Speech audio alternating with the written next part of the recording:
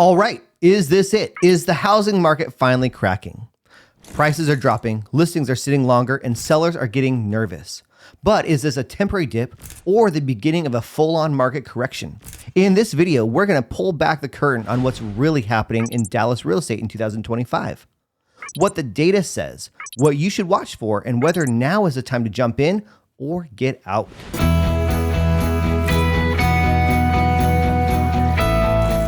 Welcome to Goal Line Real Estate, your go-to source for market updates, Dallas trends, news, developments, and everything shaping real estate in North Texas.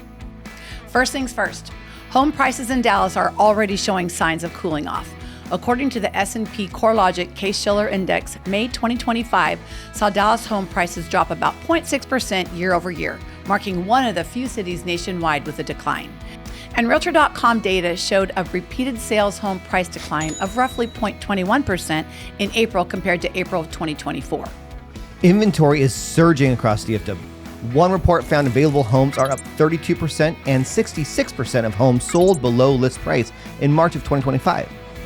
The MLS puts the median listing price around $400,000 in July of 2025. That's down 0.2% year over year, while home sales prices are slightly up at $370,000, a less than 1% increase. So looking at the broader Texas context, statewide home prices barely increased at around 0.3%, while inventory jumped 30.7% and sales dipped about 1.5% in early 2025. That undercut price momentum and gave buyers more options. So is this a crash? Probably not. Here's why. Forecasts from the Texas A&M Real Estate Research Center expect median prices to end the year just above $350,000, with modest appreciation, not steep declines through 2026. And nationally, experts including Goldman Sachs and Moody's warn of only minimal price growth, around 0.5% in 2025 and 1.2% in 2026 for Sunbelt metros like Dallas. The fastest growing suburbs nationwide are feeling the squeeze from overbuilding and zoning constraints, pushing prices down in many Sunbelt markets. And that same correction is happening here in DFW. Oversupply is outpacing demand, mortgage rates are still near 7%, and sellers increasingly have to cut prices or sweeten deals just to get buyers' attention. That's right. And Dallas ranked as a top real estate investment metro in 2025 due to job growth. Employment is up 11% since 2020, and long-term projected returns despite the recent cool down. And look out for another growth engine, AI infrastructure. Multiple large-scale data centers they're developing all over DFW, and they're expected to bring a wave of tech workers to the area, which could support housing demands even in a softening market. So what does this all mean for you? Well, if you're a buyer, there's real opportunity, more inventory, less competition, and the ability to offer below list price and room to negotiate repairs or closing assistance.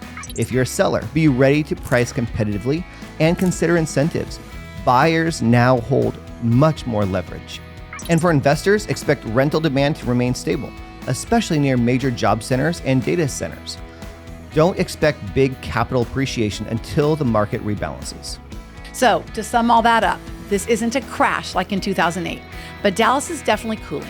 Real estate experts are calling it a normalizing market. We're seeing a shift into a buyer-friendly, moderated growth phase. Inventory across the Metroplex ranges from 3 to 9 months, depending on the area, which means we are dealing with a patchwork of micro markets. Prices are flat to slightly negative in many segments, and buyers are playing from a position of strength. Sellers and investors can still make smart moves, but only if they adapt to these local dynamics and approach each neighborhood strategically.